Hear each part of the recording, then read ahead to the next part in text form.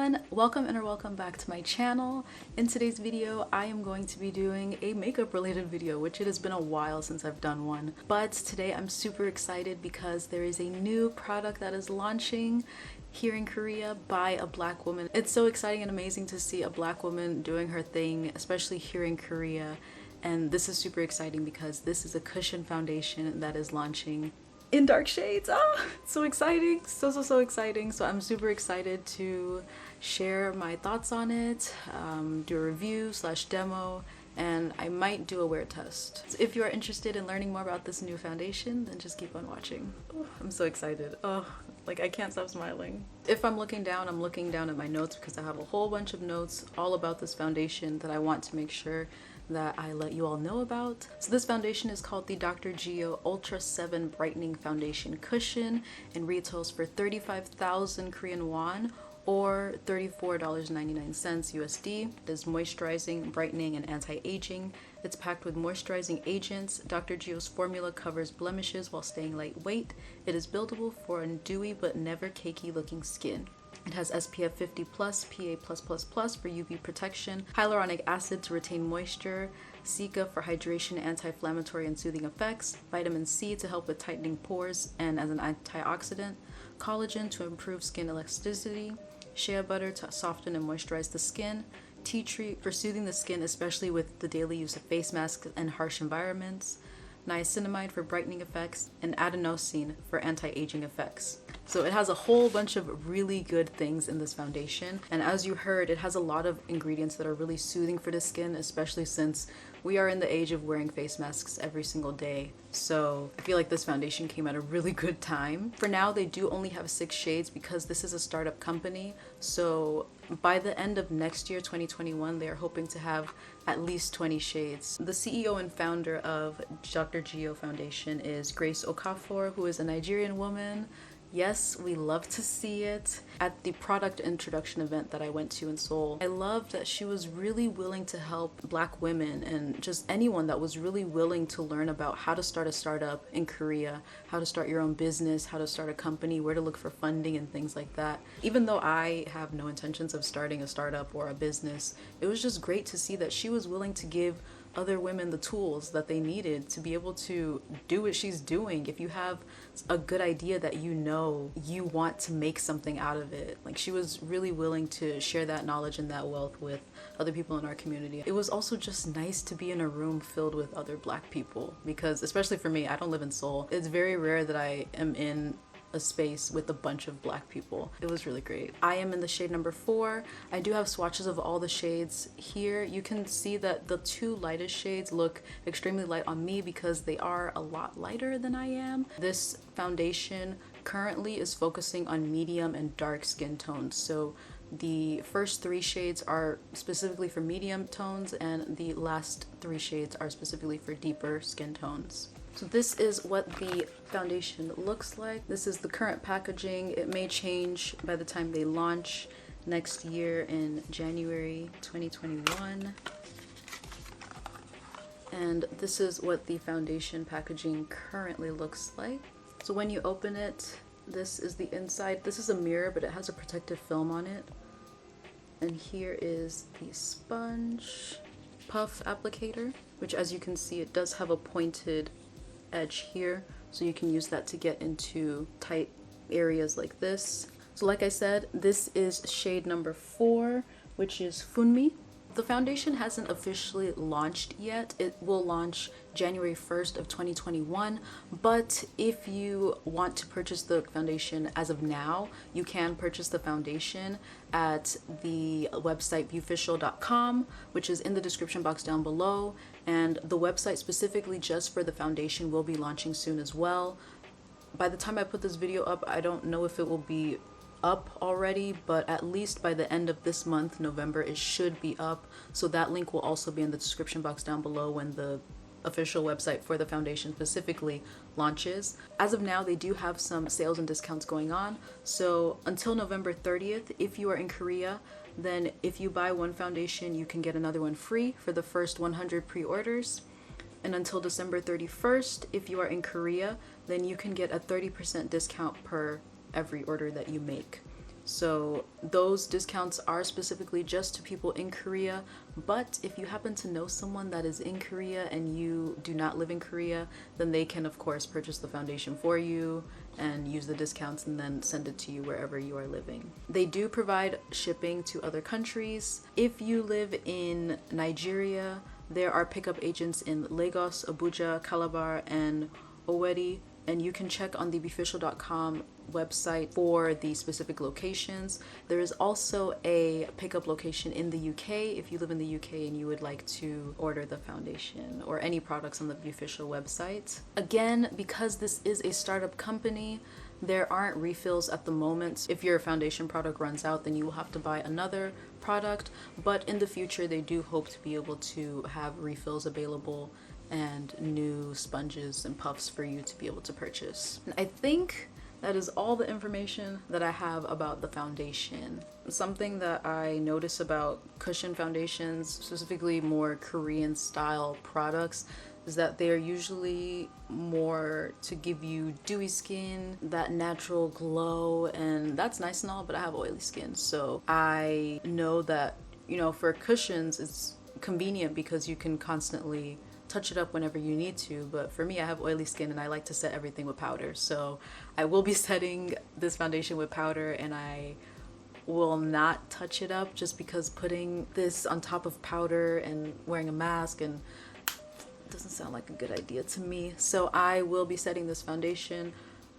Maybe I'll do another wear test later and see how it is just wearing the foundation on its own. For my primer, I'm going to use the Innisfree No Sebum Blur Primer.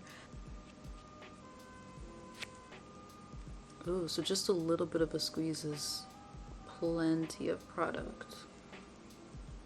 Let me zoom you in.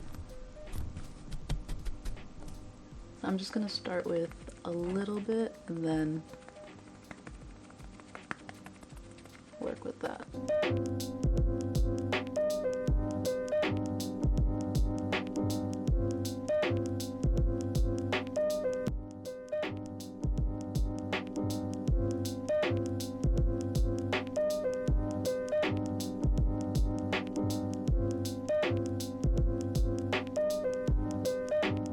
Right off the bat, I do love how lightweight this is. Like, it literally feels like I'm just tapping my face. Like, I really don't feel any product on my skin. This is definitely a medium to light coverage, but definitely buildable and you won't get cakey. Another thing about foundations and shades is that my face is a lot darker than my neck and my face matches my body a lot more, and of course we are kind of transitioning into winter, so but yeah, keep in mind my face is a lot darker than my neck, but I usually end up blending my foundation down anyway, so I don't really care all that much. But it's super lightweight. You can't feel anything on my face.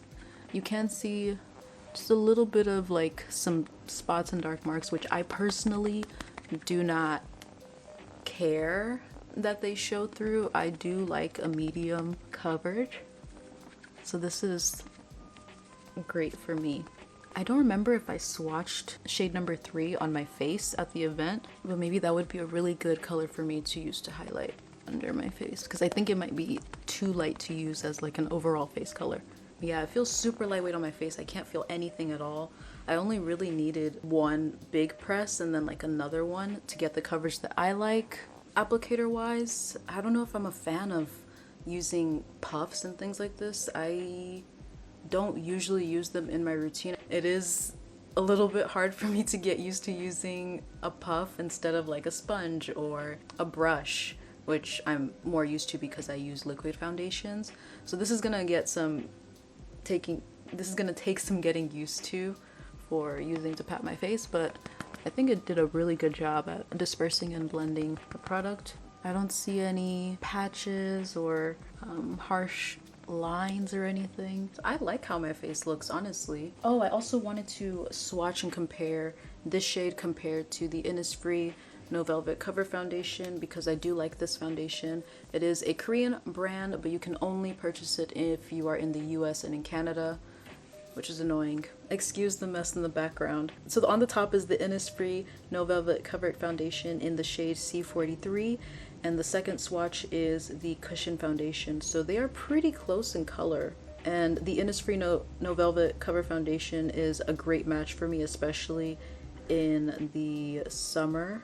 I think this Cushion foundation is a good shade for me. So I'm gonna add some concealer, powder, regular makeup. I'm not gonna do it super heavy.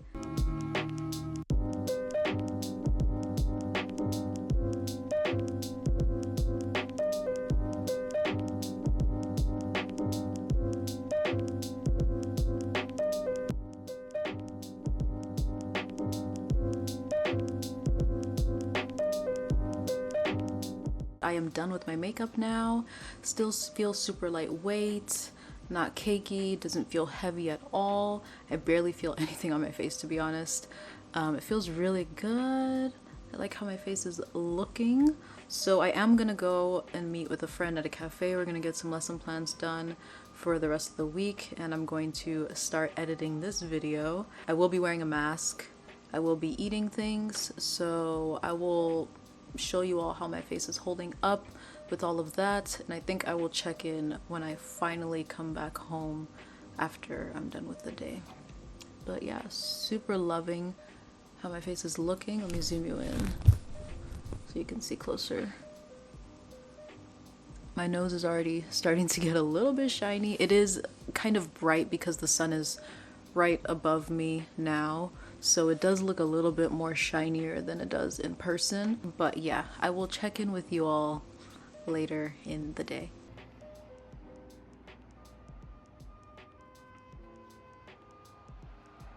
Hi everyone, so it is now 11 p.m. I left my apartment around 2, so I have been wearing this foundation for about 9 hours.